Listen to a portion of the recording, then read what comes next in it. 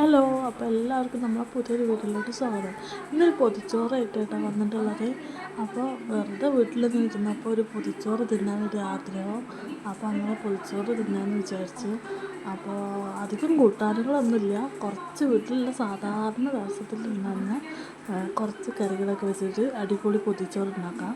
അപ്പോൾ കുറച്ച് ചോറ് വെച്ചു, പിന്നെ ഒരു നാളികേര ചമ്മന്തി വെച്ചു, പിന്നെ വഴുതനങ്ങ വറുത്തത്, പിന്നെ പുളിയും മുളകും ഉപ്പും വെളിച്ചെണ്ണയും കൂടി ചാലിച്ചത്, പിന്നെ മത്തീൻ്റെ പഞ്ഞീൻ, പിന്നെ മുളക്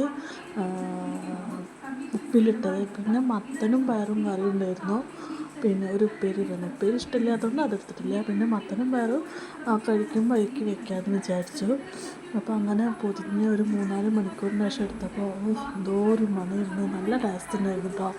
അപ്പോൾ ഞാൻ അതിൻ്റെ മേലേക്ക് കുറച്ച് കറിയൊക്കെ ഒഴിച്ചിട്ട് കഴിക്കാൻ പോവുകയാണ്. അപ്പോൾ നല്ല ടേസ്റ്റ് ഉണ്ടായിരുന്നു. അപ്പോൾ നമ്മൾ ചോറ് കഴിച്ച് നോക്കാം. അപ്പോൾ എല്ലാത്തിനും കുറച്ച് കുറച്ച് എടുത്തതിന് ശേഷം നമുക്ക് ഒന്ന് ടേസ്റ്റ് ചെയ്ത് നോക്കാം. അപ്പോൾ ഈ വഴുതനങ്ങ വറുത്തത് നല്ല ടേസ്റ്റ് ഉണ്ടായിരുന്നു കേട്ടോ. സാധാ വഴുതനങ്ങ, നീളത്തിലുള്ള വഴുതനങ്ങ എടുത്തിട്ട് മുളകും പൊടിയും മഞ്ഞൾപ്പൊടിയും ഇട്ടിട്ട് കുറച്ച് അരിപ്പൊടിയും ചേർത്തിട്ട് ജസ്റ്റ് ഒന്ന് വറുത്തെടുത്തതാണ്.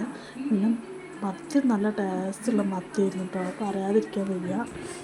അപ്പോൾ ചോറ് കഴിക്കാൻ പോവുകയാണ്. ഒരു ഉരുള ചോറ് കഴിച്ചതിന് ശേഷം ഒരു പച്ചമുളക് കൊണ്ട് കിടിച്ച സൂപ്പറാണ്. അപ്പോൾ നല്ല ടേസ്റ്റ് ഉണ്ടായിരുന്നു. അപ്പോൾ വേറൊരു വീഡിയോ ആയിട്ട് കാണാം. അതുവരേക്കും ബൈ.